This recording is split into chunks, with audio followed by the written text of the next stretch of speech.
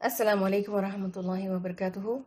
الحمدللہ رب العالمین والصلاة والسلام علی سیدنا محمد وعلی آلہ وصحبہ اجمعین، اما بعد، اعوذ باللہ من الشیطان الرجیم، بسم اللہ الرحمن الرحیم۔ رب اشرح لی صدری ویسر لی امری واحلل عقدۃ من لسانی یفقہوا قولی واجعل لی وزیرا من اہلی، اللہم ارنا الحق حقا وارزقنا اتباعہ وَأَرِنَا الْبَاطِلَ بَاطِلًا وَارْزُقْنَا اجْتِنَابَهُ، آمین یا رب العالمین۔ آج ہم لیسن نمبر 22 کریں گے، سورۃ الکہف آیت نمبر 13 سے لے کے 16 تک، اور آج کے لیسن میں ہم آیت با آیت تفسیر کو دیکھیں گے اور اپنے لیے عمل کے موتی چنیں گے انشاءاللہ۔ آیت 13 دیکھیں۔ آیت 13 میں اللہ نے فرمایا، نَحْنُ نَقُصُّ عَلَيْكَ نَبَأَهُم بِالْحَقِّ انہم فتیۃ آمنوا بربہم وزدناہم ہدی، ہم ان کا اصل قصہ تمہیں سناتے ہیں پورے حق کے ساتھ۔ یہ لفظ جو ہے نا حق والا، اس کا مطلب کیا ہے؟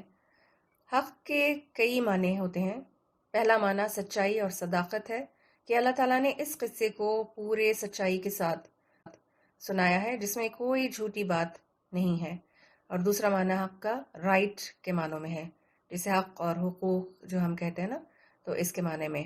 پھر اس کا ایک معنی پھر سوٹیبل یا ڈیزرونگ بھی کیا جاتا ہے، یعنی جیسا جس کو ہونا چاہیے بالکل ویسے ہی ہو۔ اسی طرح حق کا معنی با مقصد بھی ہے، ایک خاص مقصد کے لیے۔ تو یہ قصہ اللہ تعالیٰ نے ایک خاص مقصد، ایک خاص سبق سکھانے کے لیے نازل کیا ہے، اور اس کو بالکل ویسے ہی بیان کیا ہے جیسے یہ واقعہ گزرا تھا، اپنی اوریجنل شکل میں جو چیزیں پیش آئی تھی سب کچھ بالکل ویسے ہی بیان ہوا ہے۔ انہم فتیتن، بے شک وہ چند نوجوان تھے۔ یہاں پر رک کر غور کرتے ہیں کہ اس لفظ کو فتیتن کی ریپیٹیشن کیوں ہے بار بار؟ کیونکہ اللہ تعالیٰ کسی بھی لفظ کی تکرار ایک سبب سے نازل کرتا ہے، اور پہلا تو یہ ہے کہ جوانی کی اطاعت اور عبادت جو ہے نا وہ اللہ تعالیٰ کو بہت پسند ہے۔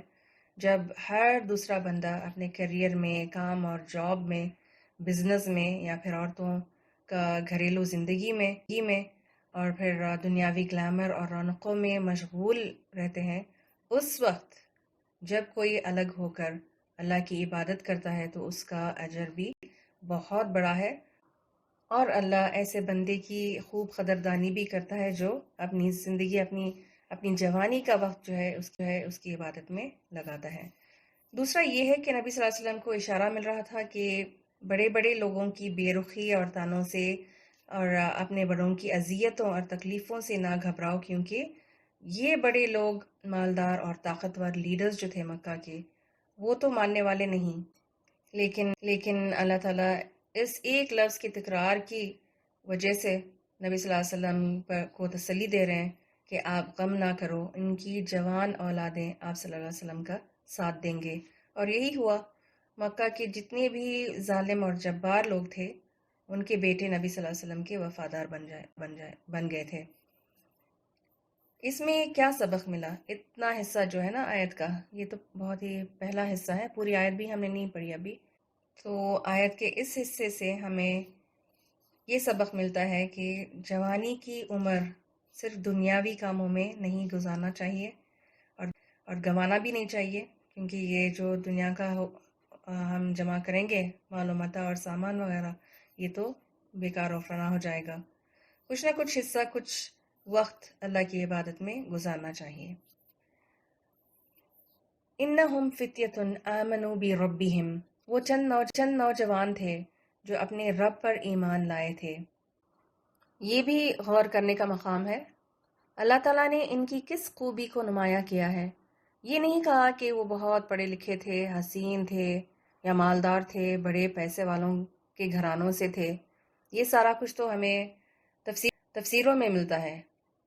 یہ نہیں کہا کہ بڑے فیمس لوگ تھے، نہیں، بلکہ یہ فرمایا کہ وہ ایمان والے تھے۔ اس سے کیا پتہ چلا کہ ایمان سب سے اعلیٰ چیز ہے۔ نبی صلی اللہ علیہ وسلم نے یہ بھی فرمایا ہے کہ جب کہیں رشتہ کرنے جاؤ تو دین والوں کو چوز کرو، دینداری کو دیکھو۔ آپ نے سنا ہوگا نا اس حدیث کو کہ عورت سے 4 چیزوں کی بنا پر رشتہ کیا جاتا ہے، یا تو اس کی خوبصورتی، اس کا خاندان، کنبہ، قبیلے کی وجہ سے یعنی فیملی سٹیٹس اور نوبلٹی، کہ وہ کس خاندان سے بلانگ کرتی ہے، یا پھر اس کی دولت کی وجہ سے اس سے شادی کی جاتی ہے، یا پھر اس کے دین کی وجہ سے۔ تو دین والی کو اختیار کرو۔ کیوں؟ کیونکہ ایمان والی اپنے نیک اخلاق کی وجہ سے گھر کے سکون کو برقرار رکھے گی، لیکن اگر ایمان کے ساتھ، دین کے ساتھ باقی 3 چیزیں بھی مل جائیں جو اس میں حدیث میں بیان ہوا ہے کہ خوبصورت بھی ہے اور مالدار بھی ہے، پڑھی لکھی اور اچھے خاندان سے ہے، تو وہ سونے پہ سہاگا ہے۔ بہرحال اللہ کو جو خوبی پسند آئی تھی ان کہف والوں کی، غار والوں کی، وہ اپنے رب پر ایمان لانے والے تھے، یعنی اللہ سے پوری ایمانداری اور وفاداری کا ثبوت دینے والے تھے۔ وہ انہوں نے اللہ کے وجود کو بھی مانا کہ اللہ کے سوا کوئی خالق نہیں، کوئی ہمارا مالک نہیں، کوئی رزق دینے والا نہیں، کوئی مشکل کشا نہیں، کوئی حاجت روا، کوئی فریاد رس نہیں۔ یہ سارے کام صرف اور صرف اللہ ہی کر سکتا ہے۔ ان نوجوانوں کو اس بات پر پورا یقین تھا، اور یہی ہم سے بھی چاہتا ہے اللہ تعالیٰ، کہ ہم بھی ایمان والے بن جائیں۔ اور ایمان کا مطلب ہے بھی کیا؟ مان لینا۔ ایمان کا مطلب کیا ہے؟ مان لینا، تسلیم کر لینا۔ رب کی قدرتوں کو ماننے کے بعد رب کی بات بھی مان لی۔ ان لوگوں نے رب کے حکم کو بھی انہوں نے دل سے تسلیم کیا، قبول کر لیا، اور یہ بھی ایمان کا حصہ ہے۔ اللہ نے شرک کو چھوڑ دینے کا حکم دیا تو انہوں نے شرک کو چھوڑ دیا، اسے دور بھاگ گئے، کیونکہ یہ عمل اللہ کو سخت ناراض اور غضبناک کر دینے والا عمل تھا۔ جب کوئی اللہ پر اس طرح کا ایمان لاتا ہے، یعنی اللہ کی بات مان لیتا ہے دل سے، پھر آگے کیا نصیب ہوتا ہے اس کو؟ دیکھیں آگے آیت میں، وَزِدْنَاهُمْ هُدًى۔ جب وہ اپنے رب پر ایمان لائے تو اللہ نے ان کو ہدایت زیادہ دے دی۔ تو ہدایت پانے کا یہ اصل راز ہے۔ سچا ایمان جب دل میں آ جائے تو اللہ کے حکم کو بجا لانے کی سچی نیت اور خواہش، سچی لگن لگ جائے تو پھر اللہ تعالیٰ ہدایت کے دروازے بھی کھول دیتا ہے۔ لوگ کہتے رہتے ہیں اکثر، اللہ سے دعا کریں ہمیں بھی ہدایت مل جائے، اللہ مجھے اور آپ کو ہدایت یافتہ لوگوں میں سے بنا دے۔ لیکن صرف چاہنے سے کچھ بھی نہیں ہوتا۔ جب تک خود اپنے اندر وہ ایمان کی تڑپ نہ ہو، ایمان کی وہ چنگاری نہ ہو، ہدایت تو ملنے سے رہی۔ ہدایت اللہ سے وفا کرنے سے ملتی ہے، اللہ سے فیتھفل اور لائل ہونے سے ملتی ہے، شریعت کو قبول کرنے سے ملتی ہے۔ ایک نیکی دوسری نیکی کا راستہ کھول دیتی ہے۔ بیسکلی یہی ہے وَزِدْنَاهُمْ ہُدًى کا معنی۔ آپ ایک نیکی کریں پورے ایمان اور ایمانداری کے ساتھ تو اللہ دوسری نیکی یا اس سے بڑی نیکی کرنے کا موقع فراہم کر دے گا۔ مثلا اگر آپ ایک نماز کو وقت پر پابندی کے ساتھ پڑھنا شروع کر دیں تو اس کے نتیجے میں آپ دوسری نمازوں کی بھی پابند ہو جائیں گی۔ 5 وقتی نمازیں جب آپ پڑھنے کی عادت جب ہو جائے گی آپ کو، تو آپ کو اللہ تعالیٰ مزید ہدایت اور توفیق دے دے گا، جس سے آپ ہو سکتا ہے تہجد بھی پڑھنے لگ جائیں، اور اسی طرح اشراق، چاشت اور دعا بھی پڑھنے کی عادی ہو جائیں۔ جب ہم صحیح ٹریک پر آ جاتے ہیں نا ہدایت پر، اور وہ بھی کس طرح سے ہوگا؟ پورے پختہ ایمان کے ساتھ، جب آپ پکا عزم کر لیں گی کہ ہاں مجھے یہ کام کرنا ہے کیونکہ مجھے اللہ کو خوش کرنا ہے، تو پھر جب آپ اس راستے کو پکڑ لیں گی، سیدھے راستے پر آ جائیں گی، تو پھر وہ راستہ آپ کو صحیح ڈیسٹینیشن تک لے جائے گا۔ اللہ تعالیٰ مزید آپ کو اتنی ہدایت دے دے گا، اتنی گائیڈنس کر دے گا آپ کی، جس سے آپ کا راستہ ہموار بھی ہو جائے گا اور آپ صحیح ڈیسٹینیشن پر یعنی جنت تک پہنچ جائیں گے۔ تو یہی ہے زدناہم ہدا کا مطلب۔ ہدایت جو ہے نا وہ ایمان پر جمنے کی قوت کا نام ہے اور ایمان کی عملی شکل ہے۔ اگلی آیت 14، وَرَبَطْنَا عَلَى قُلُوبِهِمْ إِذْ قَامُوا فَقَالُوا رَبُّنَا رَبُّ السَّمَاوَاتِ وَالْأَرْضِ لَن نَّدْعُوَ مِن دُونِهِ إِلَٰهًا لَقَدْ قُلْنَا إِذًا شَطَطًا۔ ہم نے ان کے دلوں کو باندھ دیا۔ کب؟ اس وقت مضبوط کر دیا جب وہ اٹھے جب وہ کھڑے ہوئے۔ اللہ تعالیٰ دلوں کو جما دیتا ہے جب ہم خود ڈٹرمنڈ ہوں، فرم ہوں اور پکے دل سے اس کام کو کرنا چاہیں۔ اس کو ایک مثال سے سمجھیں۔ اگر آپ کو کسی سے ملنے کی شدید چاہت ہو رہی ہو اور آپ اپنے گھر پر اپنے صوفے پر بیٹھ کر کہتی رہیں گی کہ میرا بڑا دل کر رہا ہے ان سے ملنے کا، آج فلاں سے ملنے کا، آپ اگر 100 بار بھی یہ رٹا لگا کر بیٹھی ہی رہیں گی کہ مجھے ملنے جانا ہے، ملنا ہے، تو کیا ملاقات ہو سکے گی؟ ملنا ممکن کب ہوگا؟ اذ قاموا، جب آپ اپنے اس صوفے سے اٹھ کر کھڑی ہوں گی، تیار ہو کر نکلیں گی گھر سے، تبھی مل سکیں گی نا۔ اور اگر آپ بیٹھی رہیں گی سستی کے مارے یہ کہہ کر کہ چھوڑو آج نہیں کل چلی جاؤں گی، اور جب کل آئے تو آپ کہیں نہیں آج بھی نہیں ہو سکتا، آج تو میں بہت ٹائر ہو گئی ہوں، چلیں ویکینڈ کا پلان بناتے ہیں، تو واقعی ملنا ممکن نہیں ہوگا۔ اس کا دوسرا رخ بھی دیکھ لیں۔ اگر آپ نے پکا عزم کیا، اٹھ کھڑی ہو گئیں ملنے جانے کے لیے، تو اب چاہے آندھی آئے، بارش ہو جائے، دھوپ ہو، گرمی ہو، سردی ہو، آپ نکل کر جائیں گی ضرور۔ ایسا ہی ہے نا؟ ایک اور مثال دیتی ہوں جس سے آپ خود کو بھی ریلیٹ کر پائیں گی۔ اگر آپ کو کھانا بنانا ہو، لنچ تیار کرنا ہو، لیکن آپ کہیں کہ آج میرا من ہی نہیں ہو رہا کھانا پکانے کا، آج میرا بالکل موڈ نہیں ہے، تو کیا کھانا بن جائے گا؟ کب ہوگا پھر؟ اذ قاموا، جب آپ کھڑی ہوں گی، بازار سے چیزیں لا کر کچن میں جائیں گی تو ہی ہوگا نا۔ اور اگر آپ کہیں کہ آج میں پیزا ہٹ سے یا کسی بھی ہوٹل سے کھانا منگوا لوں گی، ڈنزو، سویگی، زومیٹو کر کے، پھر کھانے کا تو انتظام ہو جائے گا یقیناً، لیکن آپ بیٹھی ہی رہ جائیں گی۔ اور اگر وہ بیوی نئی نویلی گھر چلانے والی ہو، وہ اپنے میاں سے فرمائش کرے گی کہ آفس سے آتے نا تو راستے میں جو ریسٹورنٹ ملتا ہے تو وہاں سے کھانا لے آئیں۔ میاں پریشان، کیوں بھائی کیا ہوا، خیریت ہے نا؟ پھر بیگم کہے گی نہیں زیادہ کچھ نہیں، وہ صبح فروٹ کٹ کرتے وقت ذرا سا انگلی پر چھری لگ گئی تھی، تو ابھی بینڈیڈ لگا کر بیٹھ گئی ہوں، تو آج کھانا نہیں بنا پاؤں گی۔ یہ تو میں نے ایسے ہی آپ کا دل بہلانے کے لیے ایکسٹرا کنتھا سنا دیا تاکہ آپ بور نہ ہو جائیں یا نیند نہ آنے لگ جائے۔ سمجھانا یہ چاہتی ہوں کہ جب ہم بیٹھے رہیں گے نا تو کوئی پروڈکٹیو کام نہیں ہو سکتا۔ دین کے معاملے میں بھی یہی مثالیں ہیں۔ اگر کچھ کر گزرنے کا جذبہ اور حوصلہ نہ ہو، وہ عزم اور فرم ڈٹرمنیشن نہ ہو، تو دین پر عمل کرنا مشکل ہے۔ لیکن اگر مضبوط ارادہ اور نیت کر لیں تو پھر اللہ کی طرف سے آسانیاں بھی ملتی ہیں، اور اللہ تعالیٰ دلوں کو باندھ دیتا ہے۔ وَرَبَطْنَا قُلُوبِهِمْ، یہ والا جو ہے نا حصایت کا، وَرَبَطْنَا عَلَىٰ قُلُوبِهِمْ، تو اللہ تعالیٰ دلوں کو باندھ دیتا ہے۔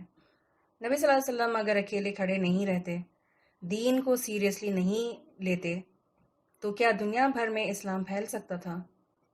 کئی مشکلات اور اذیتوں کو سہ کر آپ صلی اللہ علیہ وسلم نے دین کا کام کر کے اس کو سر انجام دیا، اور اللہ کا پیغام جو توحید والا پیغام تھا اس کو دنیا بھر میں پہنچا دیا۔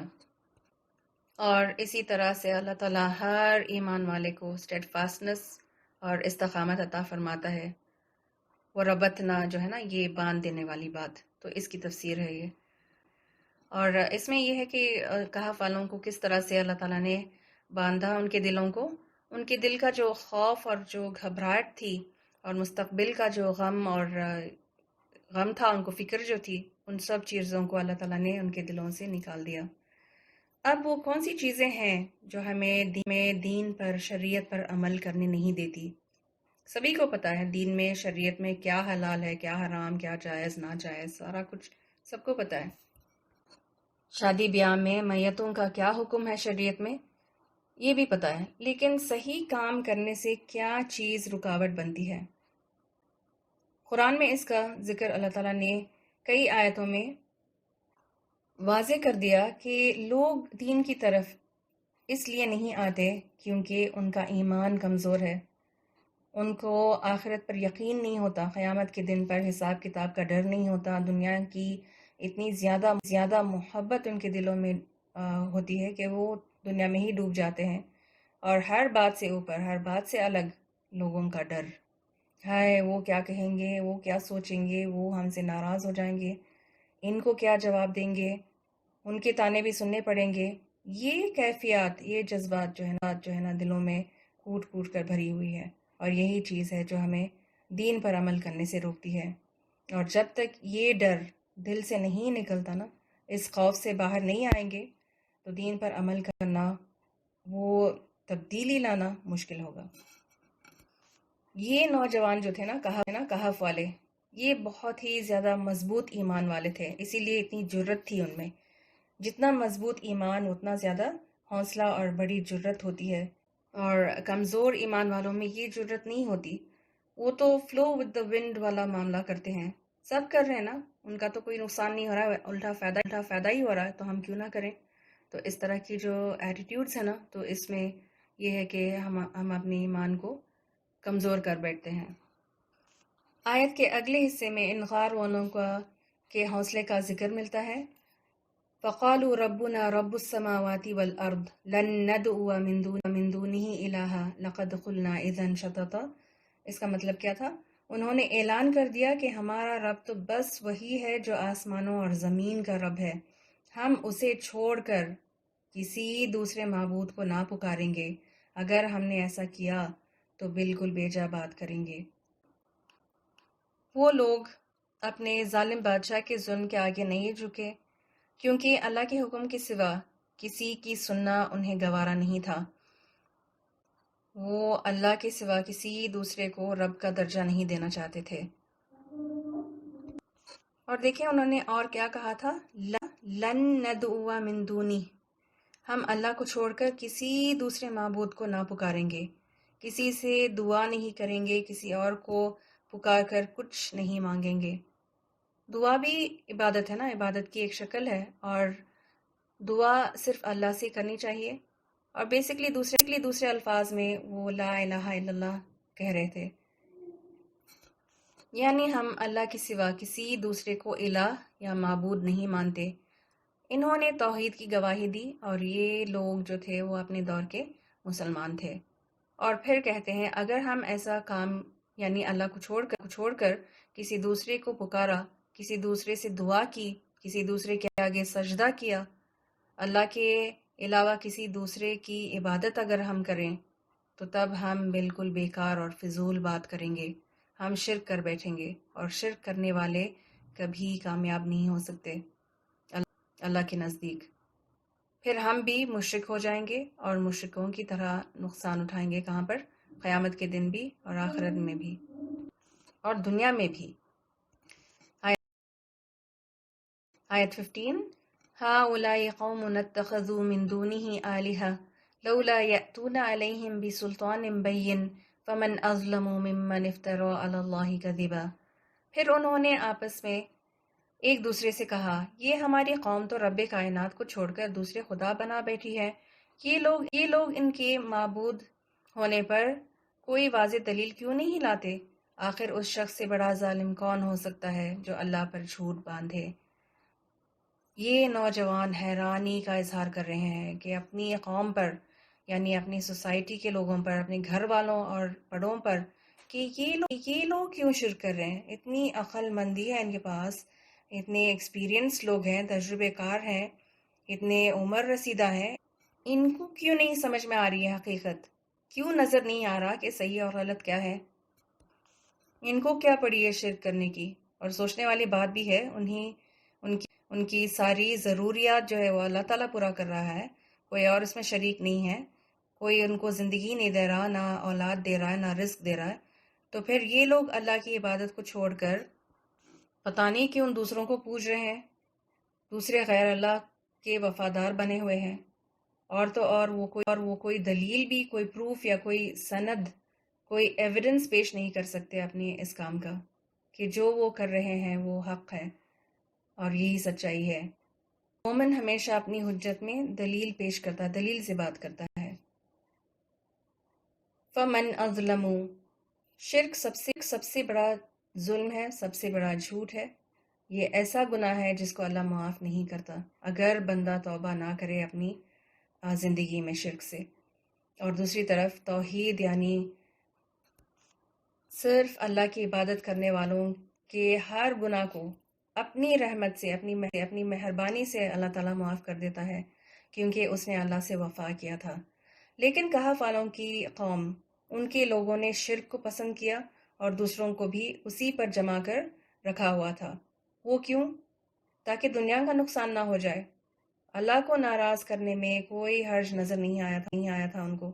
اللہ کو ناراض کرنا اور غصہ دلانا ان کو منظور تھا، لیکن لوگوں کی بے رخی سہنا، لوگوں کی ناراضگی برداشت کرنا نہیں چاہتے تھے، اور اپنی شرکیہ خوشحال زندگی کو چھوڑنا نہیں چاہتے تھے، پسند نہیں تھا ان کو۔ ہم اس کو ذرا اپنے اوپر لیں، کیا ہم بھی ایسا کچھ تو نہیں کر رہے؟ لوگوں کو خوش کرنے کے چکر میں شریعت کے خلاف کام تو نہیں کر رہے؟ یہ سوال ہم سب کو اپنے ضمیر سے پوچھنا چاہیے۔ چلے آگے چلتے ہیں، آیت نمبر 16۔ وَإِذْ اعْتَزَلْتُمُوهُمْ وَمَا يَعْبُدُونَ إِلَّا اللَّهَ فَأْوُوا إِلَى الْكَهْفِ۔ اب جب کہ تم نے ان سے کنارہ کر لیا، ان سے کن سے؟ اپنے برادری سے، سوسائٹی سے، قوم سے، اپنے گھر والوں سے اور اپنے رشتہ داروں سے، جب ان سب سے الگ ہونے کا فیصلہ کیا اور ان کے معبودان غیر اللہ سے بے تعلق ہو چکے، یعنی ان کے بتوں کی عبادت کرنے سے انکار کر دیا، تو چلو اب فلاں غار میں چل کر پناہ لو۔ وَإِذْ اعْتَزَلْتُمُوهُمْ، اس لفظ پر غور کریں کیونکہ اس میں ہمارے لیے عمل کی بات ہے، اس میں سبق ہے۔ یہ جو لوگوں سے کنارہ کش ہونے کی بات اس لفظ میں، اس آیت میں کی گئی، یہ قرآن کی دوسری آیتوں میں بھی ملتا ہے۔ سیدہ مریم سلام علیہا کو اللہ تعالیٰ نے ایسے ہی حکم دیا تھا جب وہ حاملہ یا پریگننٹ ہوئی تھی کہ اپنے اہل و عیال سے الگ ہو کر دور چلی جاؤ۔ کیوں؟ کیونکہ لوگوں کو اس کرشمے کے بارے میں سمجھانا مشکل تھا، لوگ مانیں گے نہیں اصل بات کو۔ پھر اسی طرح نبی صلی اللہ علیہ وسلم کو کئی مقامات پر ہر گنہگار جھوٹے شخص سے، چغل خور سے، عیب جوئی کرنے والے یعنی عیب تلاش کرنے والوں سے، یعنی بہت ہی بد اخلاق لوگوں کی صحبت سے الگ رہنے کا حکم دیا گیا، کیونکہ نبی صلی اللہ علیہ وسلم کے کردار پر بھی داغ لگ سکتا تھا۔ اسی کمپنی میں رہتے ہوئے انفلوئنس تو پڑ ہی جاتا ہے نا، اور پھر صحبت کا اثر اپنے اوپر بھی پڑتا ہے۔ تو انسان اپنے دوست کے دین پر ہوتا ہے، تو وائزلی چوز کرنا چاہیے اپنی صحبت کو۔ تو جب بھی دین پر قائم رہنا مشکل ہوتا تھا تو یہی تاکید کی گئی کہ ان لوگوں سے کنارہ کشی کر لو جو نہیں مانتے، جو نہ خود عمل کرتے ہیں اور نہ دوسروں کو عمل کرنے دیتے ہیں۔ اللہ تعالیٰ نے کہف والوں کو بھی یہی بات سجھا دی کہ اپنے گھر والوں کو اور اس شرکیہ بستی کو چھوڑ دو اور ان سے نکل کر دور چلے جاؤ، ہجرت کر لو۔ اور کیا کرو؟ فَأْوُوا إِلَى الْكَهْفِ، فلاں غار میں چلے جاؤ اور پناہ لے لو۔ کہا جاتا ہے کہ یہ نوجوان جب اپنے شہر سے نکلے تھے تو وہ اکیلے تنہا نکلے، اور پھر راستے میں ایک دوسرے سے ملتے گئے اور یوں ان کا قافلہ بنتا گیا۔ یہ لوگ ایک دوسرے کو پہلے سے نہیں جانتے تھے، کوئی ان کی جان پہچان نہیں تھی، کوئی دوستی نہیں تھی ان کے آپس میں، اور نہ انہوں نے پلان کیا تھا کہ وہ سب مل کر فلاں غار میں جا کر چھپ جائیں گے یا فرار ہو جائیں گے۔ اس سے ایک اہم بات بھی پتہ چلتی ہے۔ آپ نے انگلش کا ایک کہاوت سنا ہوگا، birds of the same feathers flock together۔ اس آیت میں یہی ہڈن میسج ملتا ہے۔ ایک ہی انٹرسٹ کے لوگ، ایک ہی دلچسپی رکھنے والے ایک جگہ اکٹھا ہو جاتے ہیں۔ کامن انٹرسٹ جن کے ہوتے ہیں نا، ان کے کامن ڈیسٹینیشنز بھی ہوتے ہیں۔ جیسے ہم سب اس گروپ میں شامل ہیں، ہم میں سے کچھ بنگلور سے ہیں، کچھ KGF سے ہیں، تو کوئی قدری سے جوائن ہوئے ہیں، اور کوئی کرنول سے شاید، اور کچھ تمل ناڈو سے، اور کوئی باہر کے ملکوں سے بھی اس گروپ میں شامل ہے۔ وہ کیوں؟ اس گروپ میں ہم سب اکٹھا کیوں ہیں؟ کامن انٹرسٹ کی وجہ سے ہی نا۔ ہمارا دین سیکھنے اور سمجھنے کی دلچسپی سے اللہ نے ہمیں ایک جگہ جمع کر دیا، اور جو لوگ دنیا میں گناہ اور میوزک اور موویز کے شوقین ہوں گے وہ کہاں ملیں گے؟ کسی پی وی آر سنیما تھیٹر یا کسی مال کے باہر سارے اکٹھے ہوں گے۔ یاد رکھیے، غور سے سنیے گا جو میں ابھی بتانے لگی ہوں، قیامت کے دن بھی یہی ہوتا ہے۔ نبی صلی اللہ علیہ وسلم نے فرمایا انسان اسی کے ساتھ ہوگا جس سے وہ محبت کرتا ہے، یعنی دنیا میں جس سے اس کی دلچسپی ہوگی، اس کا دل لگا رہے گا۔ ہم خیال لوگ اور آشنائی جس سے تھی اسی کے ساتھ آخرت میں بھی انہی لوگوں کے ساتھ ہوں گے ہم۔ ایک دوسری حدیث میں نبی صلی اللہ علیہ وسلم نے فرمایا، ابو ہریرہ رضی اللہ عنہ کہتے ہیں کہ نبی اکرم صلی اللہ علیہ وسلم نے فرمایا روحیں عالم ارواح میں الگ الگ جھنڈوں میں ہوتی ہیں، یعنی بدن کے پیدا ہونے سے پہلے، جسم کے بنانے سے پہلے روحوں کے جھنڈ الگ الگ ہوتی ہیں، تو ان میں سے جو عالم ارواح میں جان پہچان تھی وہ دنیا میں بھی ایک دوسرے سے مانوس ہوتی ہیں، اور جن میں اجنبیت تھی وہ دنیا میں بھی الگ الگ رہتی ہیں۔ سمجھ میں آئی حدیث؟ یعنی جن کی روحیں ایک دوسرے سے رغبت رکھتی تھی، فرینڈلی تھی ایک دوسرے سے، کب؟ دنیا میں آنے سے پہلے، تو وہ روحیں دنیا میں آنے کے بعد ایک دوسرے سے مل جائیں گی، اور جو روحیں ایک دوسرے سے اجنبیوں کی طرح تھی وہ دنیا میں آنے کے بعد ناشائستہ رہیں گی، ان میں دوستی نہیں ہوگی یعنی، اور پھر دنیا سے جانے کے بعد بھی قیامت کے دن وہ الگ الگ رکھے جائیں گے۔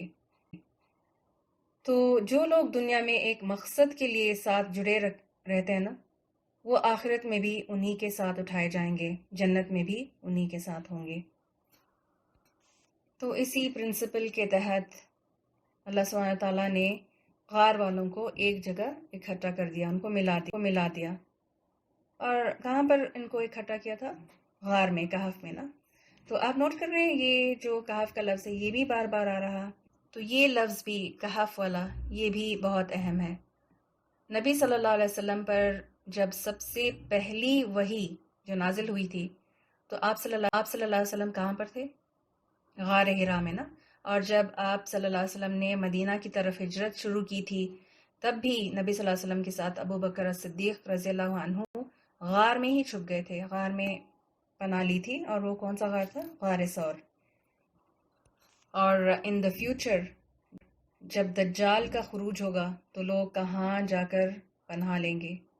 کیا پڑھا تھا ہم نے؟ پہاڑوں کی ایسے ہی غاروں میں جا کر وہ بس جائیں گے اور اپنا ایمان بچانے کے لیے۔ تو غار یا کہف بیسیکلی ایسی محفوظ اور سکون والی جگہ کا نام ہے جہاں پر پناہ لی جا سکتی ہے جب کوئی اللہ کا نام لے کر اللہ کے لیے دین اور ایمان کی خاطر ہجرت کا ارادہ کرے، یا غلط عقائد اور طریقوں کو چھوڑ کر دور ہونا چاہے، تو پھر غار ایسی جگہ ہے جہاں پر پناہ لی جا سکتی ہے، اور پھر اللہ کی رحمتیں نازل ہوتی ہیں۔ آیت کا اگلا حصہ، ینشر لکم ربکم سے، تمہارا رب تم پر اپنی رحمت کا دامن وسیع کرے گا اور تمہارے کام کے لیے سر و سامان مہیا کر دے گا، یعنی آرام اور سکون پہنچائے گا۔ ان نوجوانوں نے توکل کیا تھا اللہ پر، اور اللہ نے اس کے بدلے میں اللہ کی راہوں میں نکلنے والوں کے لیے سہولتیں اور آسانیاں فرما دیتا ہے، ان کی ساری ضروریات جو تھی اس کو پورا کیا۔ ان آیات میں آیت نمبر 13، 14، 15 اور 16 میں جو عمل کی بات ملتی ہے اس کو سمرائز کر لیتے ہیں ایک دفعہ اور پھر وائنڈ اپ کرتے ہیں انشاءاللہ۔ آیت نمبر 13، اس میں یہ تھا کہ قرآنی قصوں میں ایک خاص سبق اور خاص مقصد کے لیے آئے ہیں، تو اس کو صرف ایک کہانی کے طور پر نہیں بلکہ سبق سیکھنے اور عبرت حاصل کرنے کے لیے پڑھنا چاہیے۔ جب ہم اللہ پر پورا ایمان لائیں گے اور اللہ کی بات بھی مانیں گے تب ہم ہدایت کے مستحق ہوں گے۔ تو ایمان کو بچانا لازم ہے۔ ایمان دراصل جنت میں جانے کا ایک طرح سے پرمٹ یا پاسپورٹ آپ کہہ لیں۔ ایمان اتنی قیمتی چیز ہے۔ کامل ایمان یعنی اللہ کے حکم کو ماننے کی سچی نیت اور ارادہ اگر ہو تو اللہ تعالیٰ نیک عمل کرنے کی توفیق بھی دے دیتا ہے، یہ راستے کی طرف گائیڈ کر دیتا ہے۔ اور ہدایت کو ہم نے دیکھا کہ ہدایت کیا ہے؟ گائیڈنس ہے جنت کی طرف، تو سیدھے راستے پر، سیدھے ٹریک پر چلنے کی ایبیلٹی ہے، جو ڈائریکشن دکھاتا ہے ہمیں، جیسے نیویگیٹر ہوتا ہے نا، تو اس طرح ہدایت بھی اسی کا نام ہے۔ آیت 14 میں ہم نے دیکھا کہ اللہ کے سوا کسی کے آگے سجدہ کرنا جائز نہیں، یہ حرام ہے کسی اور کے آگے سجدہ کرنا یا دعا مانگنا، کیونکہ یہ بھی شرک ہے کہ ہم کسی اور کو اللہ کے ساتھ عبادت کے لائق سمجھیں۔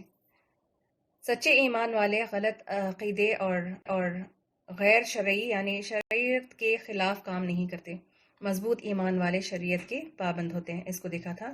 پھر آیت 15 میں دیکھیں، اللہ کے ساتھ کسی دوسرے کو الہ کا درجہ دینا، کسی دوسرے کو خالق مان لینا یا پھر رازق ماننا، مالک ماننا کسی کو، یا مشکل کو دور کرنے والا سمجھنا، تو یہ سب سے بڑا ظلم ہے، یہ جھوٹی بات ہے۔ دل سے یہ تسلیم کرنا ہے کہ صرف اللہ ہی ہمارا مالک اور رب ہے، اور صرف اللہ کی عبادت ہو سکتی ہے۔ پھر آخر میں آیت 16 میں ہم نے دیکھا کہ ایمان بہت ہی زیادہ قیمتی سرمایہ ہے، اگر لوگ دین پر عمل کرنے نہ دیں تو اللہ پر توکل کر کے علیحدگی اختیار کرنا بہتر ہوگا۔ لیکن اس سے کیا ہوگا؟